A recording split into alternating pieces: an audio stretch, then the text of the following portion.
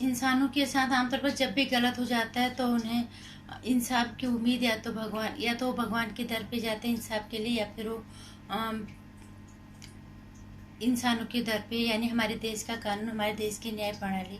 और जब उसे लगता है कि जिस कानून के दर को हम भगवान समझ के न्याय की उम्मीद के लिए जा रहे हैं, वही दर अगर कमज़ोर पड़ गया कुछ लोगों के सामने, कुछ ताकतवर लोगों के सामने, तो फिर वो कहाँ जाए। नमस्कार, स्वागत है आपका मेरे चैनल नंदिनी जी में। मैं हूँ नंदिनी। सुशांत सिंह राजपूत के केस में तो कम से कम यही लगता है कि हमारे देश का कानून कमज़ोर पड़ गया है।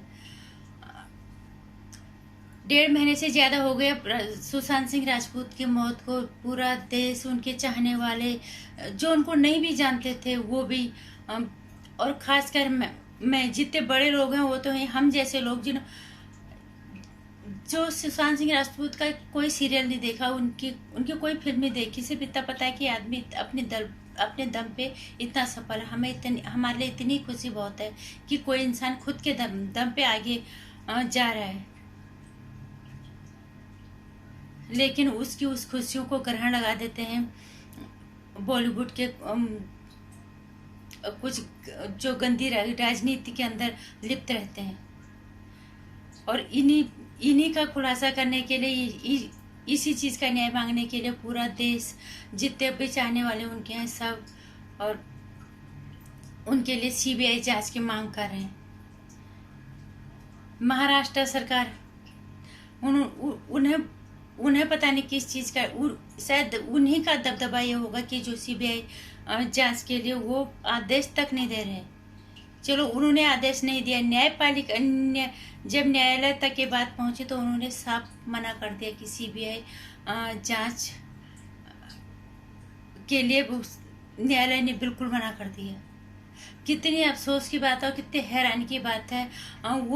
वो कानून, वो न्यायालय हमारे देश का, जिसकी हम इतनी इज्जत करते हैं, जहाँ पे हम न्याय की उम्मीद लेके जाते हैं, वो कमज़ोर पड़ गया है कुछ ताकतवर और कुछ माफिया लोगों के आगे।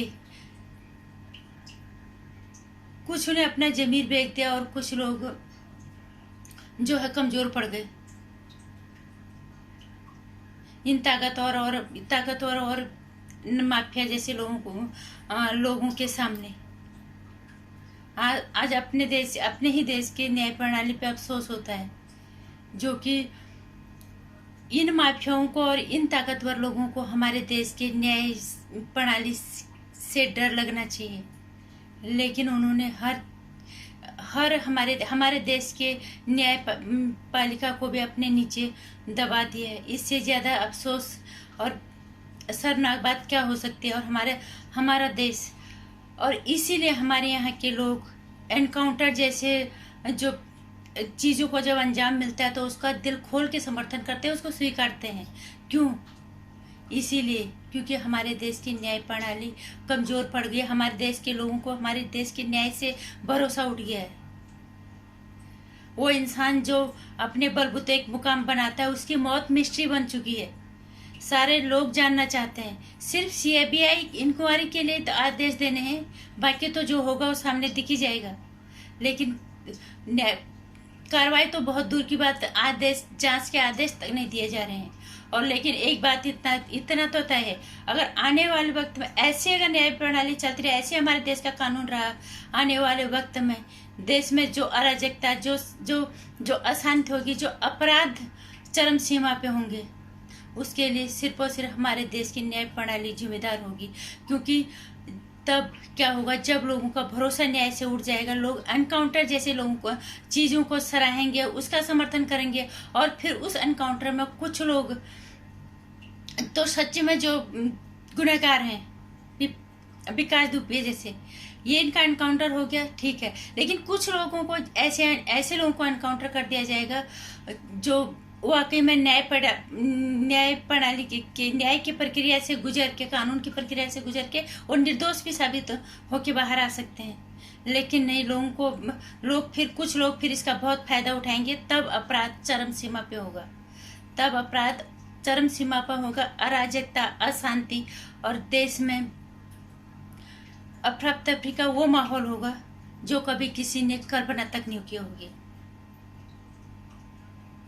ये सनातन धर्म की धरती है, कुछ तो शर्म कर लो। कुछ जितनी इतनी बड़ी पोस्ट, भगवान का दर्जा दिया जाता है एक न्यायाधीश को, उस दर पे इंसान न्याय के लिए सर झुकाने जाता है।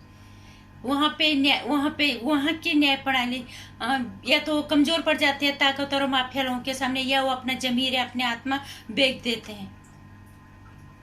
और मैं फिर कहूंगी, अगर देश में फिर से इस तरह का हालात कल को पैदा होते हैं, अपराध और अराजकता अगर चरम सीमा पे होगी, लोगों का विश्वास न्याय प्रणाली से उड़ जाएगा इसी तरह से, तो और फिर एनकाउंटर जैसी चीजें लगातार होंगी, चरम सीमा पे होंगी।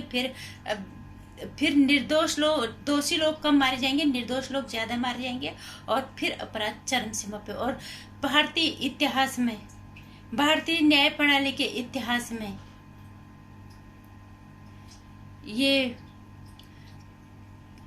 फिर युगों तक रहेगा। फिर इसको मिटा पाना फिर मुश्किल रहा कि भारतीय न्याय प्रणाली इतनी कमजोर पड़ गई थी। कुछ माफियाओं और कुछ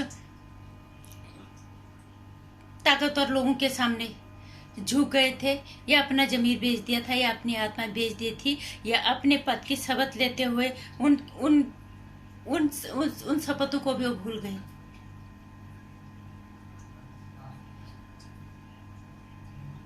इसलिए अभी भी वक्त है, सही चीज। कोई भी ये नहीं कह रहा कि तुम न्याय करो, तुम जो जनता चाह रही है, जनता के लिए बैठे हुए हैं सारे लोग, चाहे नेता चुन के बैठे हुए हैं या न्यायालय में न्यायाधीश या जज वकील जो भी हैं, वो जनता के लिए बैठे। अगर तुम जनता की बात नहीं सुनोगे तो फिर अंजाम बहुत ज्यादा बदतर होगा, अपराध चरम सीमा पे होंगे, और भारतीय इतिहास में एक कलंक भारतीय न्यायपालिका पे हो, भारतीय न्याय प्रणाली के सर जाएगा। नमस्कार।